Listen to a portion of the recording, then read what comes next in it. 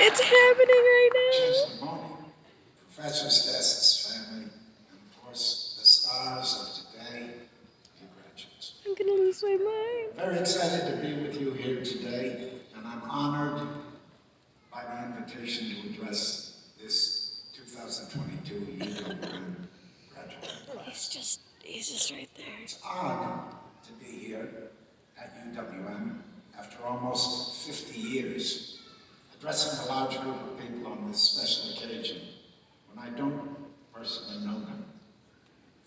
I will try to draw on the wisdom of something theater director Robert Wilson once told me regarding authentically connecting with an audience.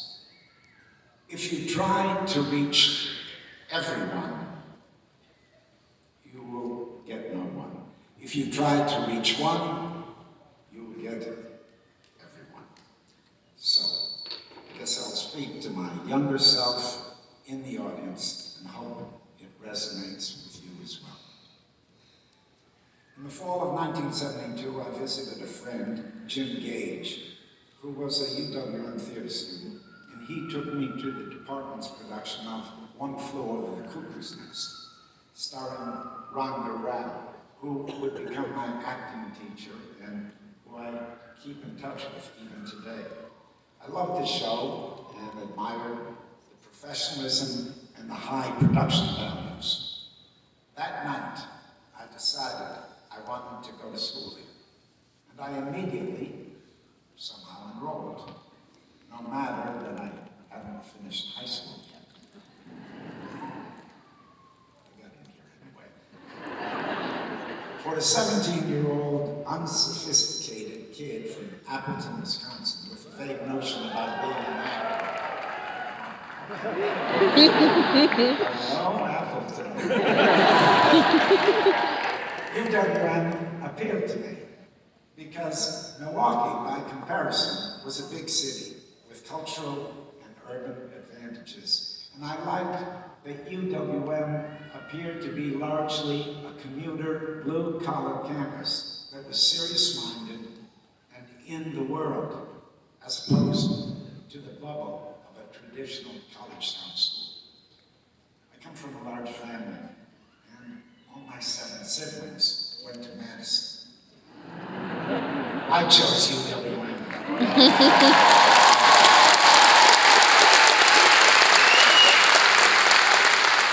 As I began classes, I was struck by the range of experiences and backgrounds of my classmates. Some were older, some worked full-time jobs, some were returning to school after raising a family, some were on the GI Bill returning after service, some were the first of their families to go to college. Also, the faculty was not cookie cutter. Their teachings were diverse and they were big, colorful personalities. The theater classes were short on theory and long on practice. Some classes were built around researching and rehearsing a production that allowed for fruitful experimentation and put an accent on process as much as result. My time at UWM was formative and positive. It marked probably the first time I decided to pursue acting. Not necessarily because I thought I could make a career of it, but more because I found what I loved to do. At 17 years old, I wasn't concerned about making a living yet. But I knew I had found what I thought I was meant to do. That was a very important step in pursuing a productive life. And I thank UWM for that. While I was a student, I also had to work as a dishwasher, a loading dock worker, and even a stint as a graveyard shift factory worker at a bindery that printed so-called men's magazines. I love those jobs. Sometimes it's not what you do that is important, but the attitude you do it with that matters, which reminds me of the old joke. A guy goes to the doctor's office because he develops a rash on his hands. The doctor examines him and asks, "What do you do?" The guy says, "I clean up elephant apprenticeship at the circus. The doctor says, well, maybe you ought to quit that job. The guy says, what? Give up show business? My point is, Okay. I always try to be happy where I am. Take care of what I can control and let go of what I can't.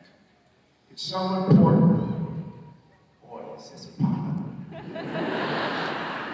It's so important to meet things as they are, not as you wish them to be. There's an old Chinese proverb. The one who forces nothing can accomplish anything. Assess situations, be objective, be determined, but don't complain or worry excessively. All grumbling is tantamount to why is the lily not an oak? Self-acceptance and composure attracts people. Egotism and negativity repels people. I've been an actor for 45 years. The acting profession is filled with uncertainty and rejection. And that has forced me to develop equanimity and flexibility and appreciate my failures are as important as my successes in my growth as a person and as an actor. I found that as a performer, serving something outside yourself is a key to freedom. I feel most creative when I go towards someone else's vision, usually the director, and I try to understand, realize, and inhabit it. I learn something when I give up some control and work with new impulses, usually the characters, that aren't necessarily mine. That new knowledge transforms me and becomes the heart of the performance. And if it's authentic and transparent, the audience experiences it with you. You can dream of new worlds and new ways of being. I don't see much difference between living and working, or gaining knowledge in your work, or evolving as a person.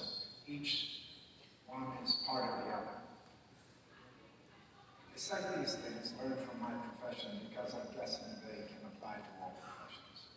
I can only speak of what I know, and more importantly, know what I don't know. Be at peace with yourself, find what you love and practice it any way you can, serve others, make every step a pleasure, and trust it will take you where you need to be. Thanks for listening. Above all, today is a celebration. Enjoy yourselves. Congratulations.